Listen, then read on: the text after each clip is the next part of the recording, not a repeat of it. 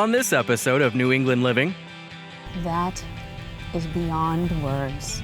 If you use materials that people think of as very cold and industrial, oftentimes you can create very warm and sensual environments. What are you going to do when all the spaces are completely filled? Yeah, we'll have to get another house. What a spot. Unreal.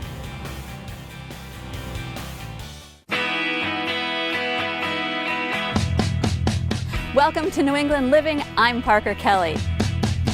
And I am passionate about art, architecture, and design. I also love to travel, meet new people, and I'm definitely a foodie.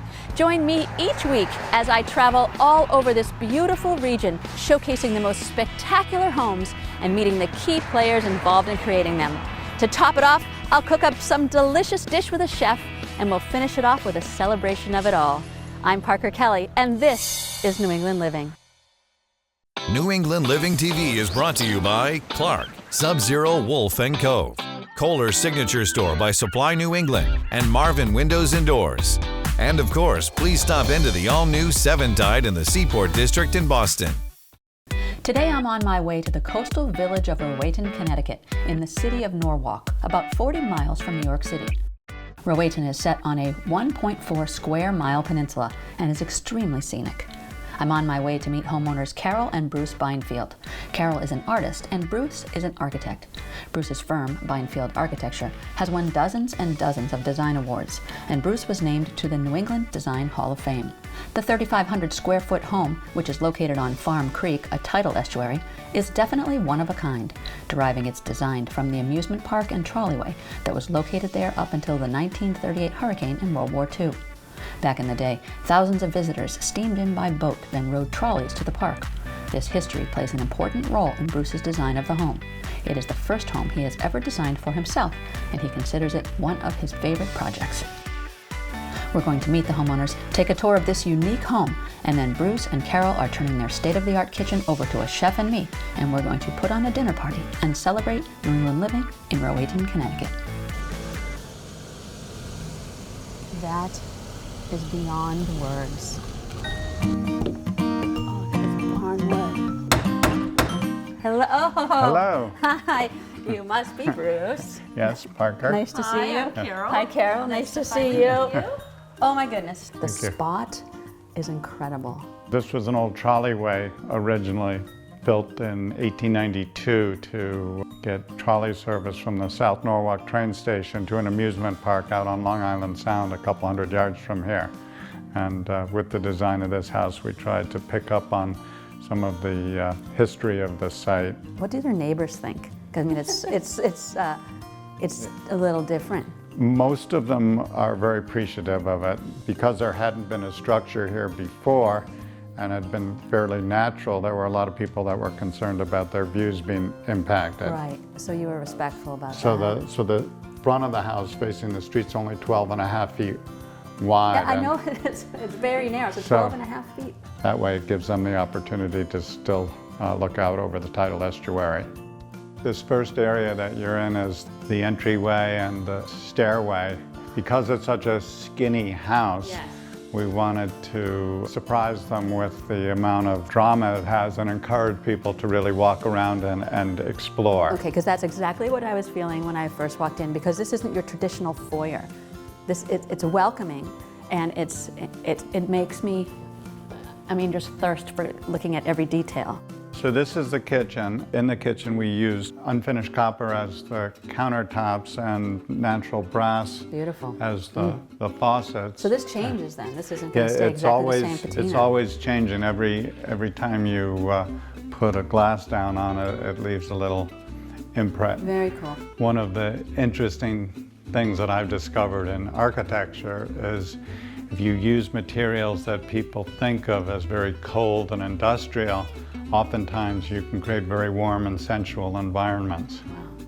And now tell me about this island here. The base of the island is a French antique, and the top is a granite, so very durable. And so that juxtaposition between that vintage, old world, and then new, and the textures of we wood try and get and metal. a balance.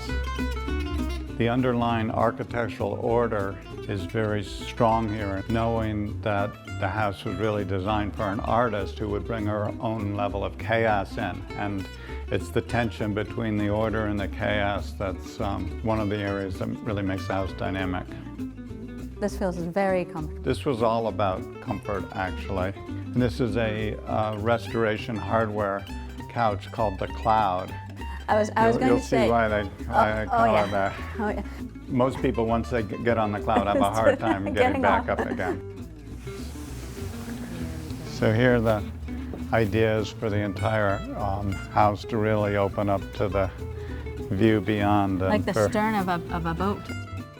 What we did in terms of landscaping was install what's called a living shoreline. We added soil, then we plant native grasses. By doing a living shoreline, the shoreline has the ability to be resilient to major storms. Plus it looks nice. Yeah. Now the whole trestle thing, is that a little touch of whimsy? Or It's whimsy, remembering the architecture of the amusement park and the trolleyway. It's also a source of wonder. So in some way you're hoping that they wonder. Yeah. Yeah, it's cool. Oh, and so you have a library ladder. We've always thought that, books are a wonderful way of giving warmth to a space, and if you push that button there, that's the barn door in the front.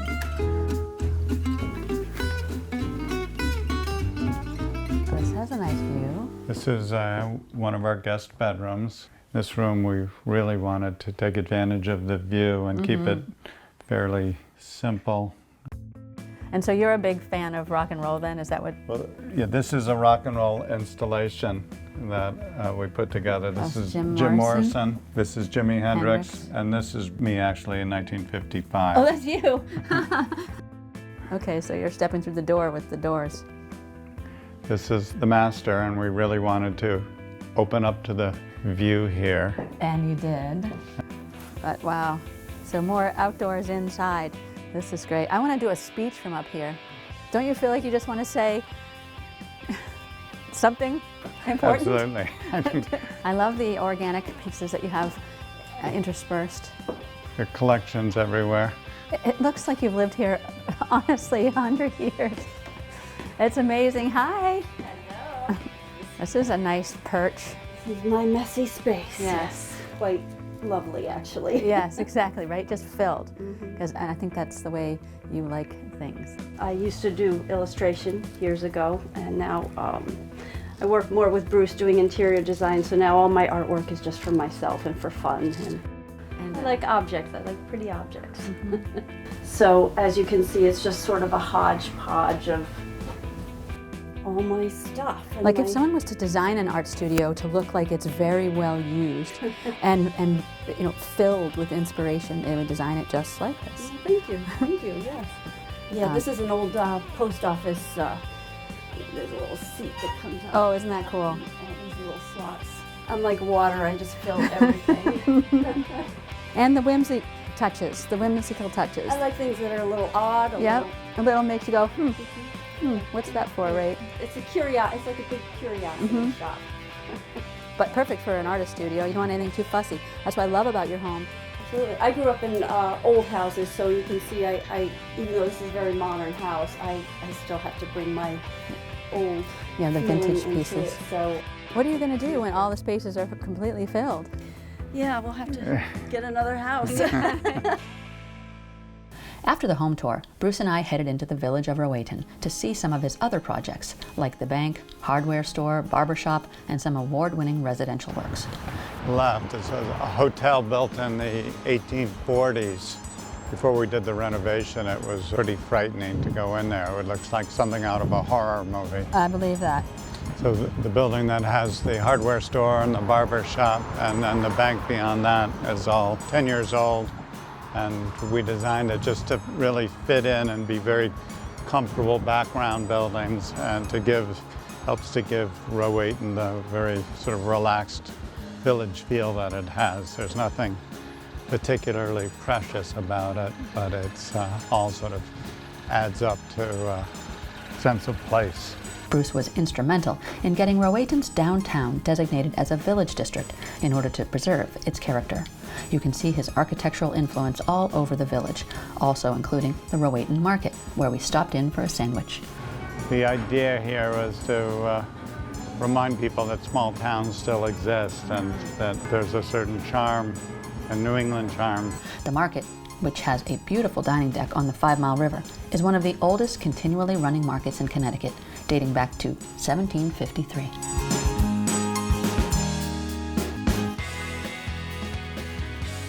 It's a very old art.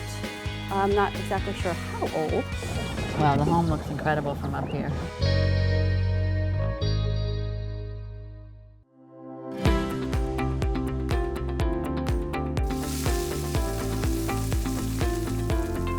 Clark, New England's official Sub-Zero and Wolf showroom and test kitchen, offers 3 reasons to begin your project here. Explore the world's finest appliances.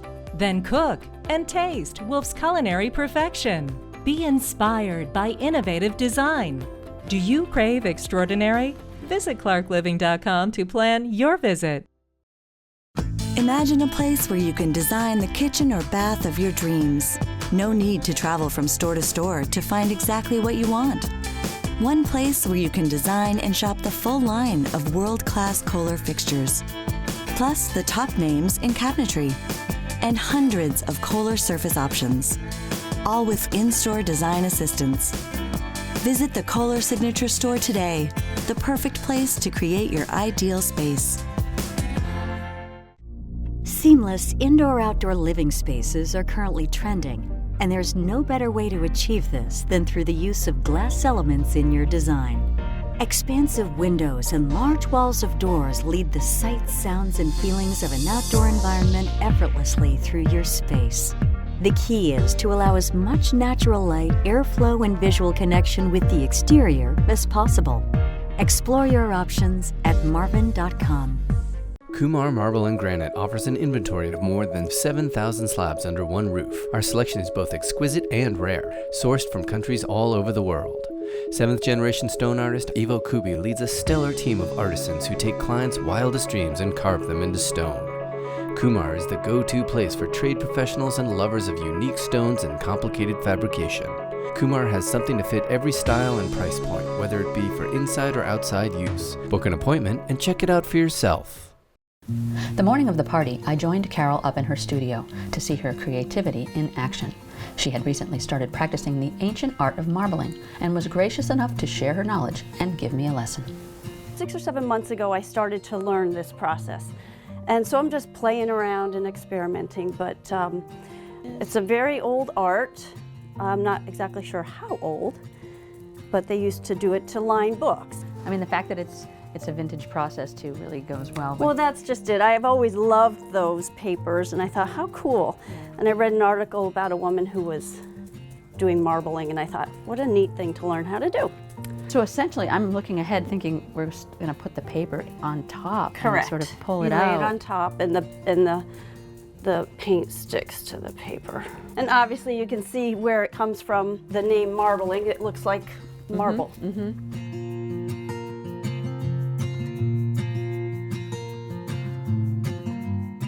Oh, wow, look at that. That is so beautiful. Let's see.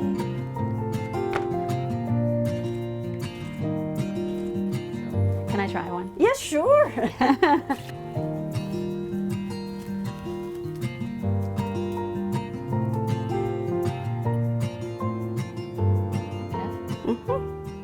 Tighter or? Yep, no, that's perfect. Take and comb across this way.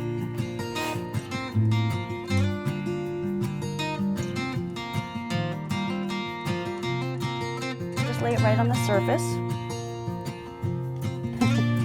And then just lift it up. And there you are, voila. Thank you.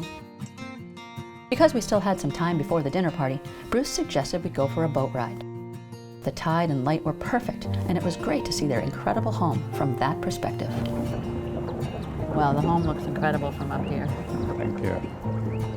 I love the way the grass undulates when it's windy like this too. You know, and I like the way it takes on so many different colors and the different light. Which is really nice and fitting, since I just did the marbling with Carol, that we're out here on the water and the grass looks like it's just been dipped in color. It just gets richer and richer, doesn't it? This over here that we're coming to is a house that I designed. Yeah, that's beautiful. I love the windows on that. What a spot. Unreal. People have that expression that says, if you love what you do, you don't work a day in your life. It applies, but it makes it's very challenging in the restaurant business.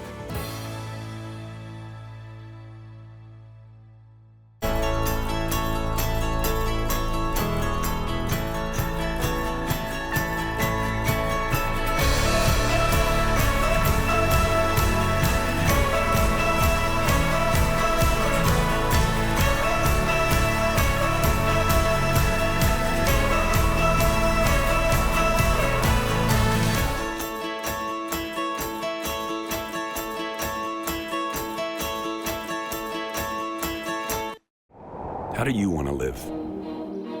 As a decent person? A fine human being? A good friend? Is that it? Good? Of course not. Parent of the year? Better.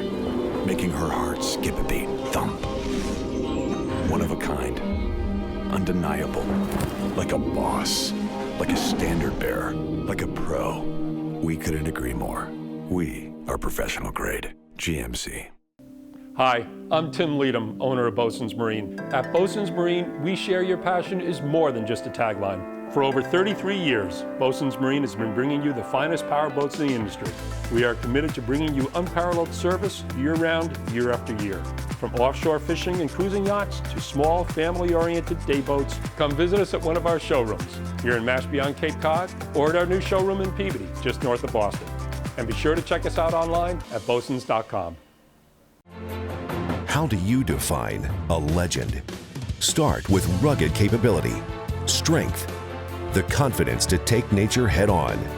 Add experience, skill, mastery of the situation. At Boston Whaler, our legend thrives in boats designed to handle the roughest conditions. With cutting-edge features that satisfy the needs of serious anglers and performance that never falters. Boston Whaler, catch the legend. Chef Rui Correa is here. Is this spectacular out here? Amazing. Beautiful piece of land and a great space.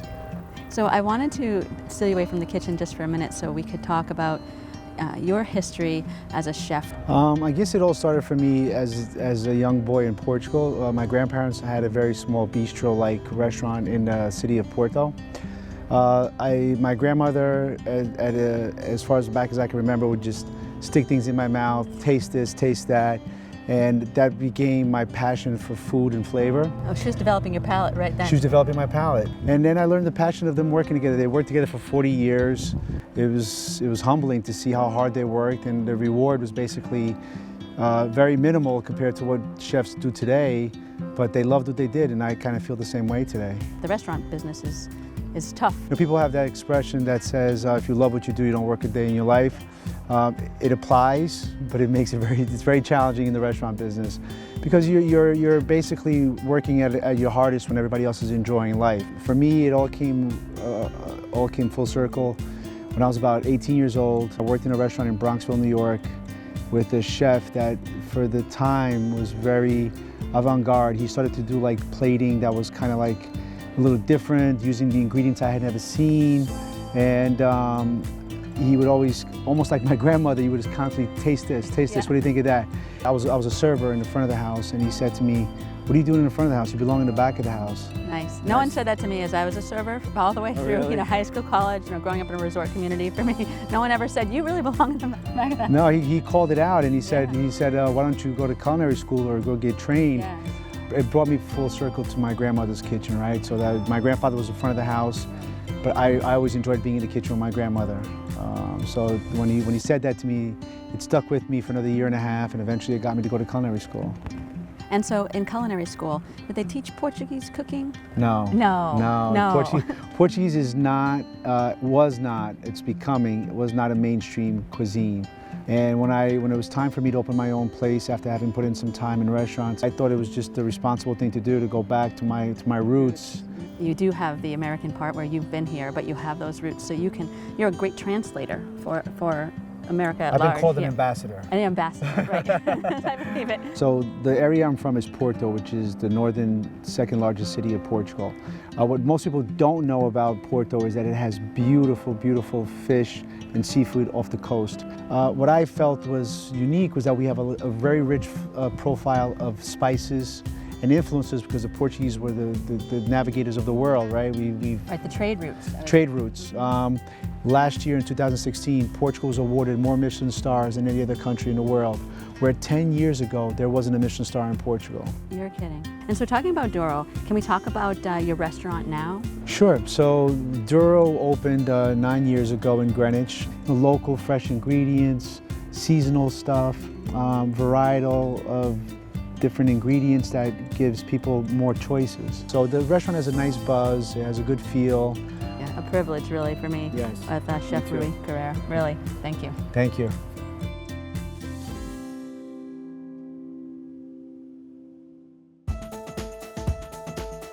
It's like the marbling this morning, I'm telling you. Everything's about visual. It's so beautiful. And a little seesaw. Are you one of those chefs who like yells at everybody in the kitchen? Only if I need to. All right.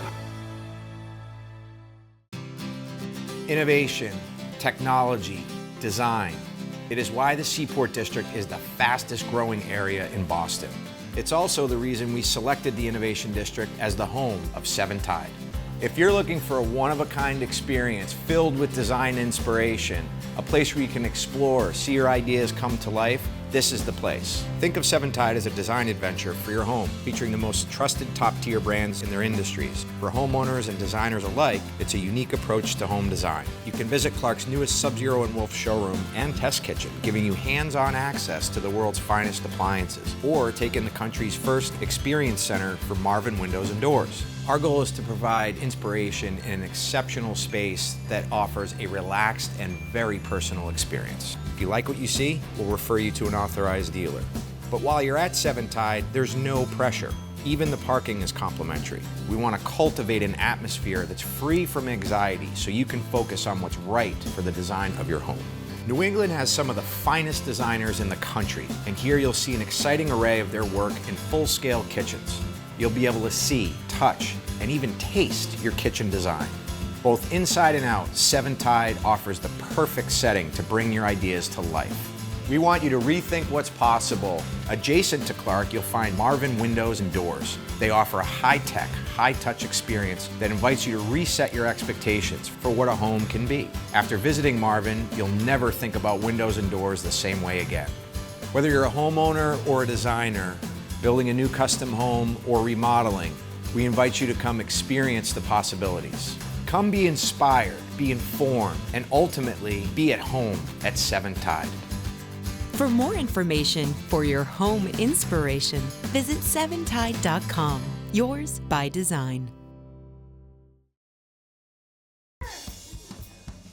As people started to arrive, it was finally time to get in the kitchen with Chef Rui and start cooking. Rui! Hey. Out of the sun, into the kitchen. Awesome. All right, so tell us where we're going to start. And this is called a caldo verde, which means a green soup. It's basically potato that had been boiled down in a little bit of a vegetable stock. So this is a little bit of a collard green pesto that you serve in the soup. And now is that a surprise on the bottom, or is that's what I like. That's the play on the soup. The soup comes out to you white. You tell guests that they should stir the soup, and the soup turns green on you. And it makes a little bit of fun play while you eat. It's kind of like the yogurt with the fruit on the bottom. There you go. And then it's infused with a little bit of pork sausage, chorizo. So the soup that we're going to serve for the first course is called caldo verde, potato, collard green, and chorizo soup. The crowd's behind us. They're just about to sit down. We're going to plate or bowl, shall we? The very first one. So here we have the potato puree. The key is to go in nice and slow. Okay, so if this one doesn't come out accurately, this can be mine. Full ladle, full ladle, full ladle. Good.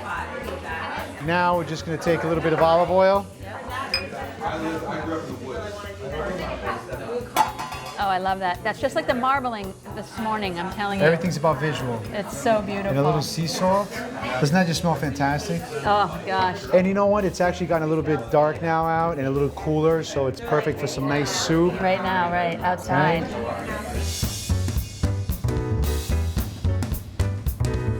Then next course, we're gonna go on to the octopus. So what I like to do to the octopus is I take a large octopus, like a 6 to 8 pound octopus. So what I do is I cook it down for about 1.5 hours in low boiling water to cook the octopus down till it's nice and tender. Cut it up into pieces, and we're gonna serve it today with a little bit of squid ink. Batata murro, which is a potato that's been punched when it's cooking so that it releases the steam, and then quickly flash fried. House-made vinegar peppers, and a little bit of really great Portuguese olive oil. So squid ink on its own is fairly salty and pungent and a little bit aggressive. So what I do is I take some onions, caramelize them down, put it in a food processor or a blender, puree it, and you get this really beautiful That's cool. I want to squid taste. ink. I want to taste. Can't taste or no smell. Carol would like this too for art. Yes. You know, that'd be really cool. We could What paint do you the think, squid ink. Carol? Yes? So we're gonna have a little bit of fun and paint the plates. I'm gonna have you follow. You do the first one and I'll So I'm follow gonna do you. the first one here. Just be careful not to put too much. That's what I was thinking. Start here and just lightly, don't press too hard down. Meat back half the other way. Are you one of those chefs who like yells at everybody in the kitchen? Only if I need to. All right. I just want to be prepared. Oh gosh, that's so gorgeous. Look at that. Okay, so now we're gonna apply the octopus.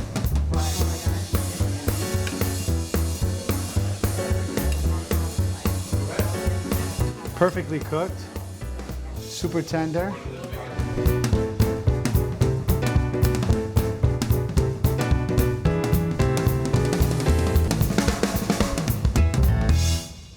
So for the last course, cod. Now Portuguese use a lot of salt-cured cod. I try to work a little bit more fresh cod. It's a little more approachable to the American palate. So what we do is we take beautiful fresh cod. That's what you have here. Yep, and we're gonna bake it in the oven. A little parsley, a little bit of sea salt. Then we're gonna serve it over some cool chickpea puree. I like the rough texture of it against the flaky of the fish. It's kind of like, it feels like it's something meaty, right? But you're eating healthy, you're eating light. It's stuff that your body can process fast. And Love it. Love it. Delicious. then we're gonna saute really quickly some of this chiffonade of the collard greens. Then we're gonna serve this on top of the fish.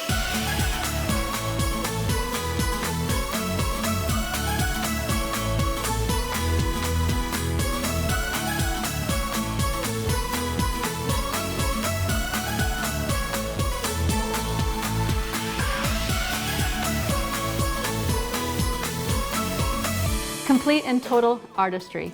An artist, the homeowner. An architect, the homeowner. The chef, Rui.